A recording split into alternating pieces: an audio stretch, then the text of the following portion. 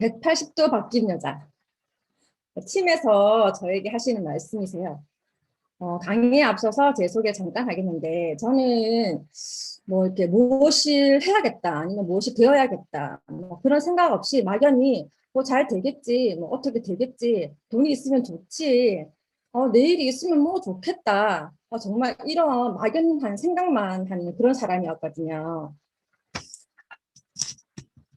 네, 그런 제가 결혼과 동시에 남편과 외국 생활을 하게 되었고, 15년이라는 긴 여정을 시아버님의 전화 한 통으로 귀국을 하게 됩니다.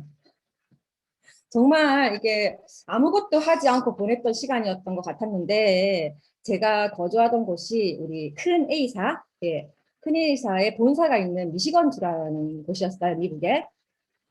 제가 사는 곳에서 40분만 가면은 굉장히 가까이 이렇게 위치를 하고 있어서 미국에서 40분은 옆 동네거든요. 바로 옆집. 네. 그래서 근데 그때 보니까 사람들이 너무 쉽게 네트워크를 접하고 그리고 자연스럽게 일을 하는 것을 보고 한국에 가면 나도 네트워크를 해야겠다.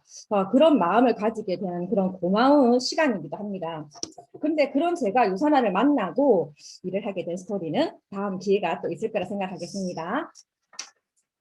자, 지구 한 바퀴를 돌아서 다시 한국으로 온 제가 처음부터 네트워크를 잘할 수 있다는 자신감이 있었을까요?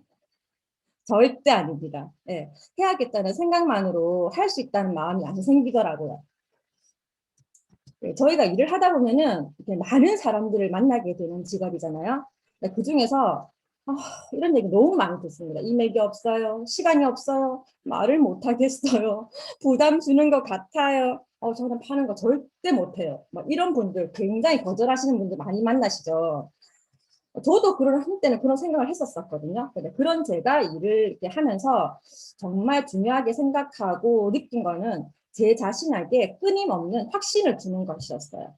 15년이라는 시간은 절대 짧은 시간이 아닙니다. 특히 이제 저처럼 3, 40대를 이제 거기서 보냈고 3, 40대는 사실 대부분의 인맥이 완성되는 시기라고 해도 과언이 아니거든요. 그 시기에 제가 한국에 없었던 제가 인맥이 많아서 유산화를 할 수 있었을까요? 유산화는 절대 아는 사람이 많거나 판매를 잘한다고 할 수 있는 일은 아니라고 제가 정말 분명히 말씀드릴 수 있습니다. 자, 확신. 내가 유산화를 해야겠다는 간절함. 그리고 이것 말고는 내 인생, 내 아이의 인생을 바꿀 수 있는 일은 없다는 그런 확신. 그게 제일 중요하더라고요. 그런데 확신이 그냥 저절로 생기는 건 아니잖아요, 저희한테. 예. 제가 일을 하면서 집중했던 세 가지에 대해서 이제 말씀을 드리겠습니다. 자, 먼저 끝없는 배움입니다. 우리가 그런 말이 있죠. 21세기 문맹은 배우지 않는 것이다. 유산화를 알고 제대로 배우는 시간, 뭐 네트워크 마케팅, 뭐 유통의 흐름, 보상 플랜, Y 영양제 굉장히 많아요. 그런 기본기를 단단히 하셔야 되고 뭐 이렇게 농부의 마음으로 씨를 뿌려라 이런 얘기 많이 들으시잖아요. 근데 농부의 마음으로 씨를 뿌리시면서 내 마음의 밭고랑을 같이 갈아 나가셔야 돼요. 밭고랑을 열심히 가꾸어 주시고 자양분도 그득하게 채워 놓으신다면 여러분들이 뿌린 씨들이 훨씬 튼튼하게 잘 자랄 수 있을 거라고 생각을 합니다.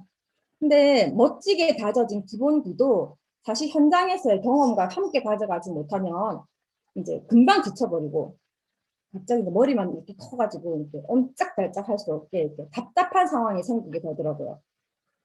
스폰서님과의 2대1 미팅, 제가 특히 이제 사업을 시작하신 지 얼마 안 되신 분들에게 여쭤보고 싶은데, 혹시 사인업을 하기 위한 뭐 그런 과정이라고 생각하신다면, 큰 오산입니다. 스폰서님과의 2대1 미팅을 통해서 스폰서님이 어떠한 상황에서도 진짜 열정을 보여주시고, 그런 열정을 보여주시는 스폰서님과의 시간 속에서 진짜를 배우실 수 있거든요. 진짜를 배우실 수 있고 스폰서님과의 만나는 그 시간만큼 스폰서님과의 소통을 가지고 신뢰가 계속 쌓이더라고요. 근데 스폰서님과의 신뢰 이게 사실은 저에게는 그 무엇보다도 큰 확신을 갖게 하는 원동력이 되었습니다. 네, 그리고 출근 시스템이에요. 네트워크 마케팅에서 출근 뭐 이러면 조금 다소 생소하시기도 하실 텐데 모든 것은 출근에서부터 시작된다. 시작과 끝이고요. 소통의 창구이자 쓰리션이 이루어지는 곳이라고 생각합니다. 생각을 해보세요. 매일 보는데 무슨 문제가 생기겠습니까? 선생님이랑 매일 보는데. 이게 전업이건 부업이건 여기서 소득을 가져가시길 원하신다면은 일을 일같이 하셔야 돼요. 유산화에 몰입하는 시간을 채워나가 보시기를 정말 강력하게 말씀드리고 싶습니다. 저는 지금 사업을 시작한 지 한 2년 8개월 가량 되어 가거든요. 스폰서님과 출근 사진이 대략 한 1000장이 넘더라고요.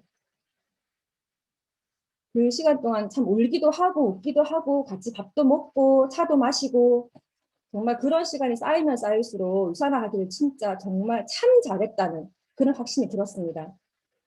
처음에는 이게 아무것도 모르니까 그리고 뭐 그냥 하기로 했으니까 아니면 스폰서님께서 출근을 하라고 하니까 그렇게 그냥 출근을 했었거든요. 근데 우리가 이렇게 있다 보면 날씨가 막 춥거나 비가 내리거나 이러면 이불 밖으로 나오고 싶지 않잖아요. 저도 그런 적이 있었거든요. 근데 그래도 하기로 했으니까 그리고 저 같은 경우에는 주위 사람들에게 이미 저는 다단계하는 사람이었었거든요. 다단계하는 여자. 예, 어느 순간 제가 그렇게 되어 있더라고요. 근데 막 나를 비웃거나 아니면 때로는 또 안타까워하는 그런 분들에게도 빌미를 주고 싶지 않았었어요. 그렇게 그런 마음으로 계속 출근을 하다가 진짜 정말 정말 나가고 싶지 않은 날이 왔어요. 진짜 너무 나가기 싫은 날이 있었거든요. 갑자기 이제 온 이렇게 머릿속이 이제 막 복잡해지더라고요. 정말 짧은 시간에. 하루 출근 안 한다고 뭐 무슨 일이 생기겠나? 이런 생각도 들고, 애들 피부로 될까? 아프다고 할까? 오만 가지 생각이 다 들더라고요. 근데 그 순간 사실은 스폰서님 얼굴이 떠올랐어요, 저는. 내가 안 가면 스폰서님이 혼자 거기 이제 덩그러니 앉아 계셔야 될 텐데, 그 생각을 하니까 도저히 안 나갈 수가 없더라고요. 스폰서님을 이렇게 외롭게 하고 싶지 않았었어요, 그때. 무슨 마음이었는지 잘 모르겠습니다. 그냥 그런 마음이 들었었어요. 요즘 같은 시국에 제가 출근이라는 거를 막 이렇게 강조하니까 사실 조금 불편하기도 하실 것 같아요. 근데 저는 이렇게 출근을 강조하는 게 아니고 스폰서님과의 진정한 소통을 말씀드리고 싶습니다.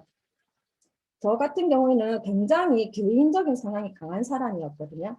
누군가가 내 영역에 들어오는 것도 싫고 내가 다른 사람에게 들어가는 거는 더 싫고 참 네트워크랑은 정말 안 맞는 성격이었던 것 같아요. 1박 2일을 가면 잠을 못 자서 밤을 새웠었고요. 특히 컨벤션 같은 데는 이런 성향을 숨기고 있어야 된다는 그런 압박감 때문에 참 그것도 쉽지 않았고 특히 파트너 분들하고 소통은 저에게 너무너무 힘든 부분이었었거든요. 고민도 굉장히 많이 했고 스폰서님하고 상담도 굉장히 많이 했고 그런 제가 언제부터인지는 잘 모르겠는데 이제 팀에서 주위에서 사람이 왜 이렇게 바뀌었냐는 소리를 들었어요. 저는 잘 모르겠더라고요. 뭘 바뀌었다는 얘기지? 근데 이상하게 그때부터 유산화가 너무 재미있어졌더라고요. 당연히 유산화가 재미있어지니까 외적인 성장도 같이 시작이 되었습니다. 자, 그리고 마지막으로 나를 알자. 네, 그런 말 있잖아요. 너 자신을 알아라. 뭐 이런 말.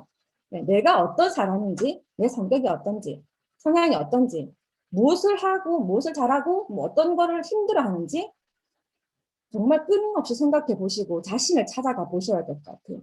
나를 알게 되면 내 강점을 살리면서 자신감을 가지고 일을 할 수 있게 되거든요. 확신과 자신감으로 가득 차서 여러분들이 가진 에너지로 리크루팅을 하신다면 분명 승률 100%를 가져가실 수 있을 거라고 제가 확신합니다. 자, 여러분, 리더님들 부자세요? 혹시? 부자 있으세요? 저는 부자가 아니거든요. 그러면 다시 질문해 보겠습니다. 중산층이라고 혹시 생각해 보십니까? 나는 중산층이다. 나는 중산층 정도는 될 것 같다. 근데 제가 며칠 전에 그 김미경 강사님이 추천하신 2030 수길 전환이라는 책에서 조금 뭐 인정하지만 좀 씁쓸한 그런 글귀가 있어서 이제 리더님들하고 공유를 하고 싶은데 영국의 작가 찰스 디킨스는 중산층이란 그저 상류층 끄트머리에 붙어 있는 가난한 계층에 불과하다. 해리포터 작가인 J.K. 롤링은 사실 중산층처럼 스스로를 중산층이라고 내세우기 좋아하는 사람들도 없다. 이렇게 얘기를 하더라고요. 사실 대한민국에 중산층이 있다고 생각하십니까? 없다고 생각하거든요. 저는 정말. 네. 그러니까 진짜 부자는 다음 세대를 가난하게 하지 않는다고 합니다.